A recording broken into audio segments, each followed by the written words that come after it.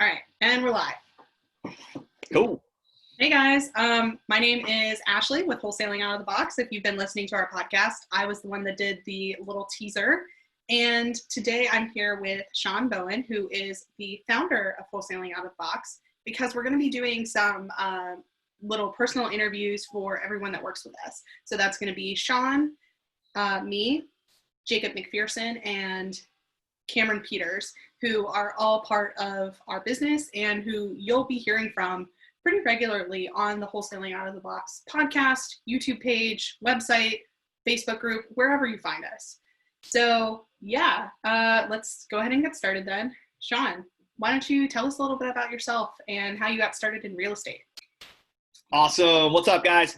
So I got into this business accidentally. I wouldn't say accidentally, but it was. I started as a contractor, and I started my business back in 2010. And I think as of this recording, we are in 2020 in the year of the COVID. So that's how I got going. I was in the contracting business, and I had a guy I was doing work for. He mentioned his mom and dad were part of a REIA group. And I was like, cool, maybe I can go generate some business there. Like, those guys have a lot of projects. They own a lot of rentals. And then I can do business there. So I met into a local REIA group called TRIG, which is Tidewater Real Estate Investment Group. And that turned into my home base for real estate investing. I've been there ever since. I'm still a member to this day. And I'm pretty active as far as helping those guys every meeting we have every month. So yeah, I met a lady there at the time. Her name was Patty. She was the president at the time. And she owned a few rentals. And she had mentioned to me something about wholesaling and what you could do and how it worked, right? And basically the gist of it was, hey, you can take this piece of paper and sell it for money and be in. So it was like, you didn't have to have any money in to do that. And I was like, yeah, right. This is hokey pokey. This sounds like total bullshit. So I was like, all right, Shawn, I'll teach you this business. You discount your work and then I'll show you how to do it. So she basically took me under her wing for like a year. And I did my first deal. And I made $5,000 in probably a little bit less than 6 months. And it was all spent and gone. Didn't save anything for taxes. Didn't save anything for anything. Like, it was gone. Didn't put nothing back in the business. So I want to say complete accident, but probably the best accident that ever happened because it got me to where I am today in my real estate investing world and career. Awesome. So you kind of told us a little bit about why you started in wholesaling specifically, a little bit of an accident, but what made you decide to stick with wholesaling as opposed to continuing with contracting or to do rehabs or anything else that is in the real estate investing world? So I really wanted to focus on wholesaling because I had already shifted from doing wholesaling, which caused me to do my own marketing and learn how to do that, to find my own deal and then get it funded. I did a few rehabs. I was a contractor, so I already knew what that felt like. And contracting to me is an overall picture is just babysitting older men. And that's really what it comes down to, right? And then I didn't like that. And so I wanted to just find the deals and I wanted to sell that paper for a little bit less than I would make on the rehab. It was less time. It was less headache. Or like I tell guys, it's a different suck, right? Like, you're going to deal with one problem, you're going to deal with another. Like, it is what it is. And I'd rather deal with this as a less headache because I can control more of it than the day-to-day operations on rehabbing. So yeah, and I kind of got to go through that process, right? I went through the rehab process. I went through the buy and hold process. We hold some portfolios of rentals. And then I do some money lending now. So it got me through all of that. And ultimately to see the best return was wholesaling. It was just, again, it goes back to turning paper. And it was just an easier process to ultimately come back to because you can control it with marketing and negotiations of the paper. Cool. So why did you start Wholesaling Out of the Box and what gave you the idea to get it started? Yeah, so this one is a good one because the guy that was working with me at the moment, we had been working with each other for probably about 2 or 3 years. And we were doing good, but we started having guys ask us for a lot of questions. And it was like, well, why don't we just meet up like once a week and we'll go to like a Panera or a Starbucks and we'll talk about this business.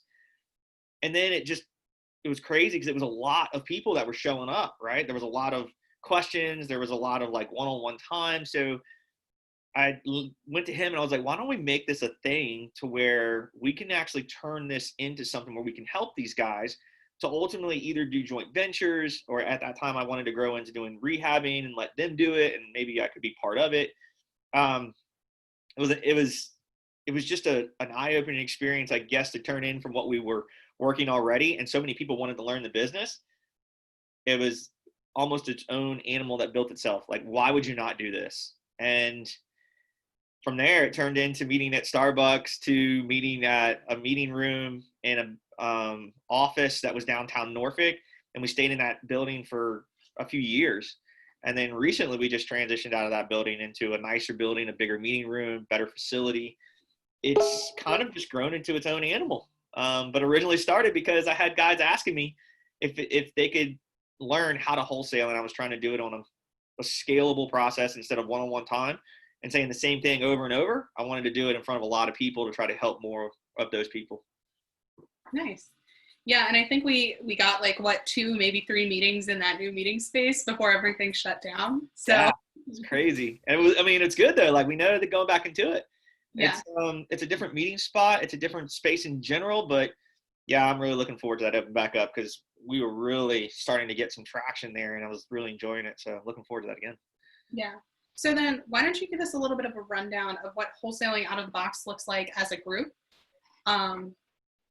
Which is something that if people are interested in, they're local, then, they can come join, check out a meeting, things like that. But what does that look like from the first time you see it advertised or hear about it or wherever you see it to joining the group?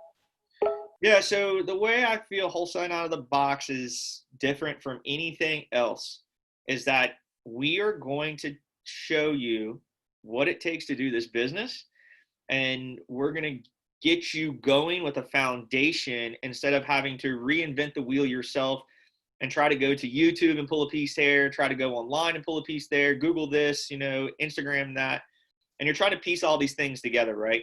So Wholesaling Out of the Box is that foundation. And the most important part is having a foundation to build on versus a lot of people want this push button system where they just walk in and, the big gurus are selling you on this idea of you pay me $20,000 and I'll give you this push button system. It's just going to spit money out. It's not real. That's not what we are. And that's not what we're about. We are taking your learning curve and completely curving it by giving you the foundation to start with and use these minimal pieces to get going to understand what a CRM is, understand your call systems, understand what it's like for marketing to go out, track that information, how to talk to sellers, right? And then how to be done with the deal in a complete transaction. So I feel like that's what Wholesaling Out of the Box is it is a foundational company or group that allows you to start from ground zero without having to build it. You have a foundation built, you need to build on top of that foundation, and that's what we do. Yeah, and kind of adding on to that, for those of you that are interested, we do that by having twice a month, we do right now they're virtual, but normally in-person meetings where we come and we discuss things like creative financing, how to make a multifamily offer, how to get your marketing set up and going, things like that. And then afterward, we go out for drinks and some munchies. Anyone that's been there knows I love the nachos. I don't normally get to eat lunch before we go, so I'm always like, give me the nachos.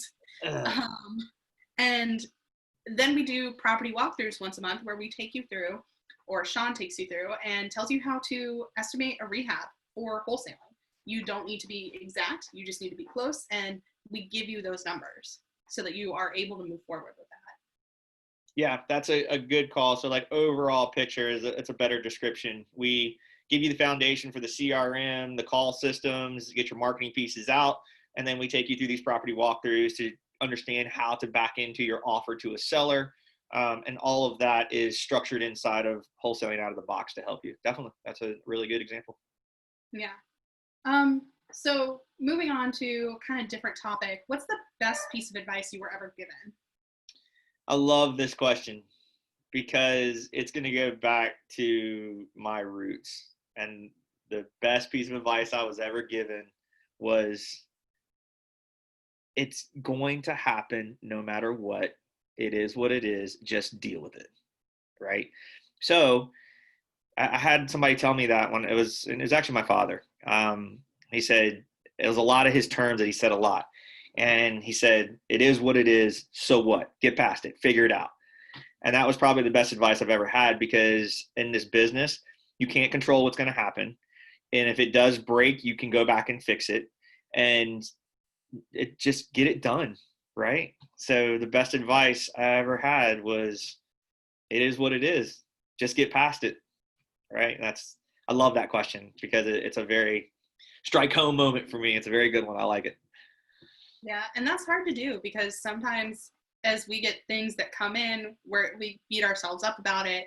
I mean, we had one instance where we were told that someone stole something while our lockbox was on the property. And we went back through and we're kind of like, okay, well, we should have taken pictures of this. Like, and in the end, how are we supposed to know that this was supposedly crystal and that it was supposedly expensive and that it can't be on us to take pictures of every single thing in every single cabinet, because in some of these houses that we look at, they are hoarder level, and yes, trying to keep track of that and trying to make sure we get pictures to prove like that something was or was not there when we were there. It's just not, it's something that we were able to go back and fix later and deal with. But, things happen the way they happen and we can't beat ourselves up about it. We can try to make it so that it won't happen again next time. But even then, there's no guarantee. Yep. It is what it is. You got to fix it and get past it. But yeah. And did we spend a lot of time going back through to watch a video? Frame by frame? Did. Was it worth doing that? No. Yeah, that's a really good example of something that we recently dealt with, and it's a good call, right? Like, that's where I go to you and I say, we've got a dollar amount that it's not worth the time or headache for me to worry about, much less you to take away from the brain space, thinking space, operating creativity space that you have for like $140. Okay, like done and done. We're on to the next, what would be a problem, because that's not. So yes, that's a really good example of, that what you said, the best advice I ever got. It is what it is. Get past it. Move on. You're not going to fix it. It's already done. So what? We just got to figure out how to keep moving. So best advice I ever got. Is what it is. Keep moving. Yeah, exactly. So what's the best business book you've ever read? I think I have two of those. And the first one was I'm forgetting his name at the moment. Robert Kiyosaki, the Rich Dad Poor Dad. It was because I was not in that mindset, and it changed my mindset to that, which he speaks to wholesaling and he speaks to investing, which is a really good, foundational mindset book. And then Traction is probably my second favorite book to understanding how to get a business to start to move and do things by using certain pieces that it talks about, from rocks to SOPs to, delegation to, it's a very fundamental book that if anybody wants to run a company, I feel like because there is no playbook when you get in this business, right? You're either learning from somebody or you're learning from scratch. And I went both avenues, but I kind of like married them up together. So I think getting your mind right first, right? Understanding your brain space and where you want to go and what you want to do. You need to get your head right. Following that is, how do I run a company versus just having a 6 to 10 notebook scenario in the back of your car in a box and being very disorganized and losing money, right? And those two books have ultimately changed my entire business and us as a company. Yeah, and I think the mindset thing is super important, because a lot of times you get asked the question, what do you want to do? Typical answer is, like, I want to make $100,000 in a year. Yep. And that's awesome. But why do you want to do it? And being sure to get that mindset, because studies have shown that if you have that why, and it's an important why. And they look at weight loss, for example. Like, I want to lose weight so that my cholesterol goes down and I can be there to play with my grandkids. Like, Yep. that's a super motivating why. I want to be around to see them grow up, and I want to play with them. You have to get that why in your head so that you can start. That's going to be the foundation. Okay, I want to set my family up for life. Okay, so what next?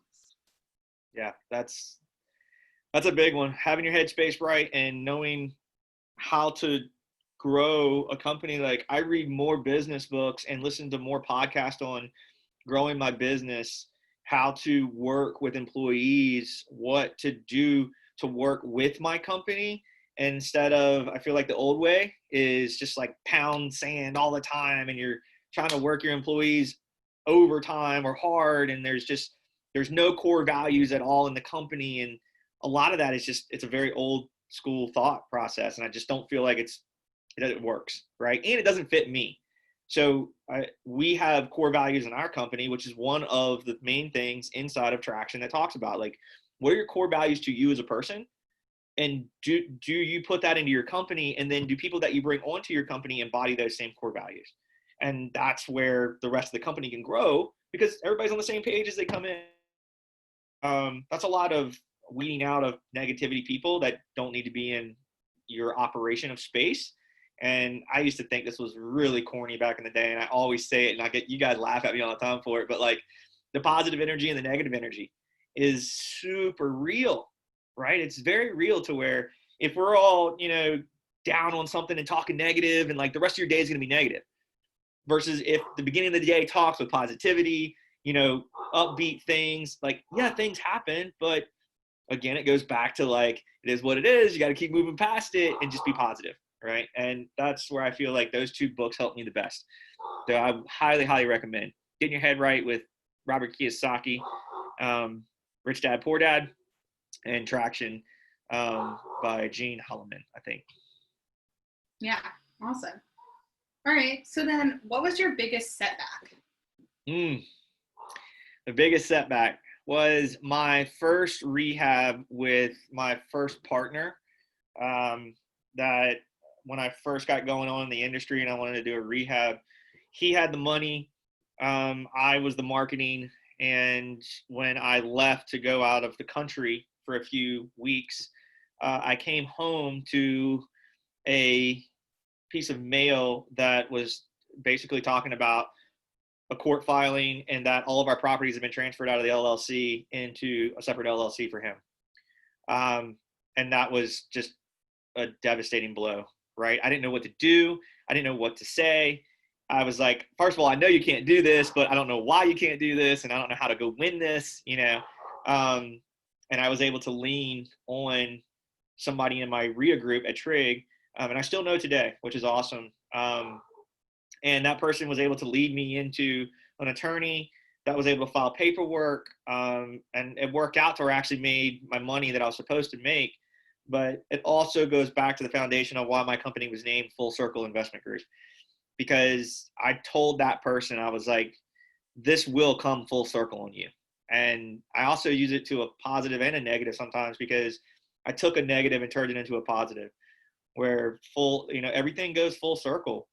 And I feel like that was probably my biggest setback, was the amount of stress that went through my head and not knowing what to do, and, not really having the money at the moment to be able to do what I thought I had to do.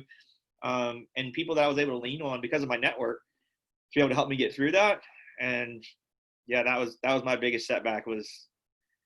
That was 3 properties that had north of probably $60,000 of, gross profit that I was going to walk away, or I was being pulled away from me. I had no idea what to do. And I was young, and I was able to get it figured out. I was able to, it is what it is, and keep on moving. And I did it. That's my biggest setback, is having that happen to me. Gotcha. So then what was your biggest success? My real struggles saying that word today. My biggest success has been, I want to say, and I guess if we speak to real estate, my biggest success has been my wife. She has been there for me. She's helped me through like super hard times. But she's always there to stand up behind me in everything that I do with real estate. And it's just it's a constant, right? So I would say that she is my success because I have changed who I am as a person. I have changed myself as a business, and I've been able to grow because of that. And I think that that's just, you could say success is money, and I don't look at that. I feel like she has been my biggest success in real estate and why I'm still here, because, I can have those conversations with her, and I can have that talk with her about what I do, what I don't like, and what I feel like, and how things are going down. And it's always that soundboard that I can bounce things off of and come back. And sometimes I don't like what she says, and sometimes I do, right? But outside of what I think a lot of people talk success as monetary, I think that for me is probably my biggest one. So success is, and I'd be the holder, I guess, but for me, it's been my wife inside of my real estate business to be able to answer those questions and bounce ideas off of that. So I'm here because of her. Now I will add to that, and I hope it doesn't go the wrong way, but as bringing you on as a assistant to basically run the company has also been another massive success to allow Full Circle to grow, Wholesaling Out of the Box to grow. So yeah, those two pieces have been able to be a huge success for what I hold in my eyes as success. Yeah, and that's awesome. That's, definitely looking at different definitions of success. And it goes back to why you want to do real estate and why you're doing this. And I can definitely, say there have been some mornings we'll come on for our meeting and Shawn will be like, okay, I talked to my wife and about this problem and she said this. I don't like it, but she's probably right. I'm like, yeah, I think she's right too. So she's kind of like a silent partner in that, where we're like, I don't know how to solve this. He's like, well, let me talk to her. Yep. And so, yeah. Success is not always a monetary value. Mm-hmm. I mean, if you go, and not to go too long-winded on this question, but I do think this is a major piece that people miss. What's the reason that you start this business? Knowing what that is, and what is it that you're ultimately trying to reach? Time. That's what I want, is we don't get it back. I want the time, and the time is to spend with my family and my friends and to do what I want to do and still be able to run a company. That matters to me the most. So time is valuable. You can pay to get it back. And ultimately, what are we working for money for, right? Like, what is the value of $1? It's time. You're ultimately paying for time, and you don't get to get it back. So you need to use it in the best places as possible. Like, I'm going to do this today, get this done in order to do this, right? So to me, success, I measure my success is to the time that I have with family and friends is more important to me than any dollar at all. I could care less. Like, a dollar just means the end. But yeah, that's my success, is time, and success to working with my company and enjoying working with them and building the things we build, but ultimately to get back the time to spend with my wife and go do things that we want to do and just enjoy this little bit of time we have here on this world that we call life. It's quick, man. It's fast. Well, and I think some people tend to forget, going into real estate investing, that homes are very personal. Most people will buy, if they buy a house at all in their lifetime, will buy maybe 2 or 3. We looked at this number earlier. In the 2.5 years I've been working with Shawn, I've helped facilitate the closing of 44 different houses. And so we get kind of so caught up in that number that it's like, oh, it's just another closing situation. And it is, but it isn't, because I bought my own home personally, like my own personal home recently.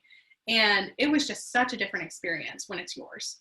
And remember that as real estate investors, homes are personal, and that needs to reflect in our business, in the way we run our business, in our lives. I mean, we are essentially monetizing these experiences, and we need to be able to, be able to look at ourselves in the mirror and say, okay, well, I did this and it's successful because I am creating a life for my family, my wife, my sister, my brother, whoever. Yeah, all the way around. So, like, again, it's a great question, but it all goes back to what is in the eye of the beholder as success, right? I mean, I don't want to go too deep on this, but yeah, I think it's a really good question, because I hear a lot of people talk about, like, success is like, I made this much money, or I made this deal. And it's like, that's cool, but that's a monetary, that shows that that's important to that person. Mm-hmm. That's not, I don't feel like that's what I look for me personally. Me, monetary value is not nearly as important as my time and the time I get with my wife, my friends, my family, like all that kind of stuff. And like, even as us as a company, we build these things so that we can do less because we build things that allow us to focus on like, okay, that works and we can push it over here and it just works automatically. But then we're going to build something new that ultimately does something else again. Right. So like, yeah, I think monetary value is good. Like money makes the world go round. I get it, but I can't get time back that we don't get this time back that we're doing right now for this discussion, but this talk will reach multiple different people and hopefully affect somebody that they'll have a different mindset. Maybe it will change their mindset and they'll be like, you know what? Those guys actually have a point. Maybe I need to rethink what I'm doing. Maybe they don't. It's up to them. We'll see. Yeah. So going off of that, what's your favorite part of the business? I really, well, it used to be, and it still is, because I forget every now and then when I get to do it. I enjoy the conversations and acquisitions. I enjoy talking to the sellers. I enjoy hearing their stories, and I don't get to do it as much anymore. We recently had a deal that I did from a freaking bandit sign on a rehab that we had going on, and I worked that deal as though I was back in, acquisitions, and I was dealing with dispositions and all that. And we ultimately got that done. But yeah, I miss that. But I also, as a business owner, enjoy the building of the company, right? I enjoy watching the things that we build in order to make everybody successful in the company, to make more money, to, whatever they succeed at, to make them bigger and better as a person. I think that's really fun. You know what I mean? I enjoy it. I always tell people, like, you can't put a dollar value on watching somebody succeed until you do it, until you help somebody do it, until you watch somebody do, like, from 0 to 100, watch them go, know nothing, take these pieces that we've built and we show and we use, and it does for us what they want to do, and then it actually comes to fruition. The comments, the smiles, the feeling, the energy that they give, all the positive is like, I can't put a dollar value on that. I can't tell anybody what that feels like until you actually feel it. And that's I look forward to that stuff. So I would say acquisitions and building the company, building new things in the company. Yeah, that's awesome. It's funny because we've already done some of the other interviews for Jacob and Cam, and Jacob, Cam, Shawn all had kind of similar answers about how they like to talk to people and do that kind of thing. And I'm just over here like, oh man, I don't want to talk to people. So it's always funny to see front of the house versus back of the house. Yep. Unique ability, right? Yeah. Everybody's got their unique ability. And that's why we always say in our company is like, stay in your lane. Yeah. Stay what you're good at. You do what you're good at and try not to go over any other person's lane because that's not what you're good at, and let them do what they are. So, yeah, I mean, that's, in their world, as far as acquisitions go, I would be really disheartened or be like kind of worried if they didn't say they enjoy talking to sellers, because like that's their main role. You know what I mean? Is like talking to sellers, getting to the why, and like all that kind of stuff. I think that gets lost in a lot of translation of the business today. People just don't do that. They don't care.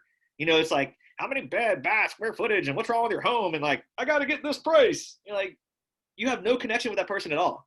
Mm-hmm. You sound like probably 5 of the other guys out there, versus when our guys go, I feel like they actually make a connection.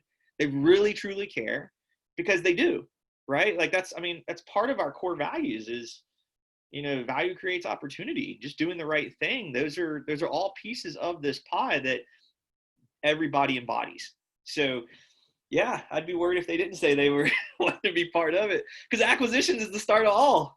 Mm-hmm. It wouldn't even get, you know what I mean? Like, we wouldn't be able to get that to the back of the house if it didn't have the front end of it. And that's, unique ability. So yeah, like I would be worried if they didn't say that. Yeah. But yeah, I miss it. I would say I miss it. I like to jump back every now and then and like have those phone calls and talks, and I love it. It's just fun. Yeah. Cool. So what are you looking forward to with WOB Wholesaling Out of the Box in the next few months? I am looking for the getting back to meeting people again, meeting people at the property walkthroughs. I really enjoy that because it goes back to talking to people, right? I am a very extroverted person. I this kind of stuff, like talking like this, is okay because I kind of get to interact. But I was out and about yesterday and was able to go to people's houses and say hi and, like, shake hands, and it was just like, it's like, oh man, I missed this, So I'm looking forward to WOB growing again. I'm looking forward to getting back on its feet, taking its already existing traction and making even better moves with it. And then really getting back into growing it, right? Like, we had some really good traction. Unfortunately, this thing happened in the world that, put everything on a stop on everything in life. And then now we'll be able to pick up where we left off, because I do feel like during this downtime, it's allowed us to make things better inside of WOB that will allow for the new people that we'll be able to talk to and reach out and help even better. The guys that I say this all the time is that we won't be where we are today in 90 days to 6 months. We'll be different and better, right? So I feel like that will translate over to WOB with new people coming in, and you'll see some of the guys like either Jacob or like Joel that used to work with us, and they were like, man, you guys didn't have that when I was back in the day, or like, that didn't work that easy when I was back in the day. Like, that's always going to be part of it. And I look forward to hearing that, because it should be progressing. It should be different. It should be better. If it's not, it means we're not doing something as that company to do that. And I think it's a downfall. And I think it's a win when you do hear it. I love it when guys are saying like, man, you guys didn't have that when I started. You're like, oh, I know. It's going to get better too. So I look forward to growing the company and getting back into meeting the people and having my team, back into meeting or seeing each other again every 2 weeks. We are a virtual company, but there is that camaraderie. And like we had talked about either in your meeting or somebody else's, we had talked about having the socials. Oh man, do I miss those things. You know what I mean? Those are good conversations. You get to have a drink, you get to have some snacks, you get to talk to people for real. You're outside of a business setting, and it's just enjoyable. And that's the experience I look forward to growing with the people that come in and join us at WOB. So I think they'll really enjoy it. Awesome. So then, is there any advice you want to give to people that are trying to get into wholesaling? Whether they're local, whether they're not, anything that you think is going to be important for them to know at the start of or if they've been doing it for a little while but feel like they can't gain traction? Yeah, I think one of the biggest things I learned from even one of my mentors is you need to take action. You can do all of this learning. You mentioned it, I think, at one point, talking about it's just not going to be perfect, right? That's okay. But take the information you get and that you've learned and put it into action. Go screw it up, right?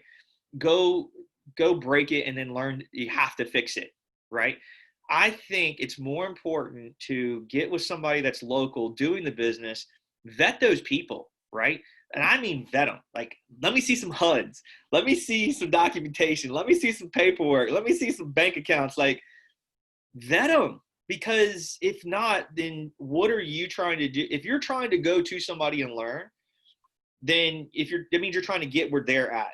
Then you need to go and see what they do, and you need to vet them completely to see what they're doing. Anybody that's real and can do that should be able to show you that. And I challenge anybody that comes to us, ask us, and we'll show you, right? Because there'll be good times and bad times in every company. So you might see us in a good time, you might see us in a bad time. But that's all part of being a business. It's not all sunshines and rainbows, right? So get with somebody local, hang on to them, right? Like, bug them, right? But be cognizant of their time. Put value on their time, right? We just talked about time is important to me. So, if they take the time to talk to you, do something that's giving back to them, whether it's monetary, whether it's your time to do something for them. Do something to give back to that person that you're trying to follow and be like and do what they do. Take that time and be valuable to it. Like, make sure you give back. Don't just take. There's a lot of people in this industry that just want to take and not give back. So be cognizant of that. And then be ready to, get in there and do the work. Don't just talk about it, be about it. That's another massive piece that I feel like a lot of guys miss in this industry. I want to do what you're doing. Okay, cool. We've been doing it for 10 years and we've built multiple things. You're not going to just pop out and make it happen. So I say, get with somebody, vet them, make sure they're real, follow them. If they give you information to do things, do it. If it doesn't work, then go back to them, right? But you should have already vetted what they're showing you that does work, because that's why they're telling you. So yeah, take the time to work with somebody in your local area and vet them, and then you will be successful. If that person's successful, you will emulate them and you will be successful. Yeah. And guys, reach out to us. I mean, Shawn has been in the business for 10 years. He's got friends that he hasn't met in person, but online in tons of different markets. So if you're not sure, reach out. We might have someone that we can recommend to you in a specific market. Yeah. And just so you guys know, because I'm not sure if we said it, we're in the Hampton Roads area of Virginia. That's everywhere on the south side, all the way from the North Carolina border up through Williamsburg. Maybe even expanding a little bit farther into Richmond eventually. Yep. So that's kind of where we're at right now. But yeah, definitely reach out and find someone to help. Yeah, I think that's pretty much it for the interview. Awesome. I think it went really well. You learned a lot about Shawn, about his mindset, about how he runs his company, and what you can expect from us. A little bit different because he was a little bit more formal. There were no cuss words. I might not have to put explicit on this one. So with some of the other podcasts, as we get a little bit more used to it, there might be some more explicit tags. We'll see. It is what it is. You know what I mean? I'm not perfect. But it's also real. It's a proven fact. People that are cussing are probably going to tell you the truth more often and be more real. You might not like it, but you know what I mean? I'm trying to get better at it because I know it doesn't appeal to a lot of people, but it's also just keeping it real. That's just who I am. So I don't apologize for it, but I am getting better at it. Yeah. Yeah. So if you're interested in learning more about us, subscribe to the YouTube channel or the podcast on whatever podcaster you might be listening to. We've got a website, wholesalingoutofthebox.com. In the description or show notes, I've got links to the website, to the Facebook group that we're a part of, Virginia Wholesale Real Estate, and the various places you can find us on Instagram, Facebook, etc. So yeah, just pop in, ask us questions, anything you want. We're also hoping to have more people jump on the podcast to ask questions so that we can record that and things like that. But yeah, I think that's about it. Any final words, Shawn?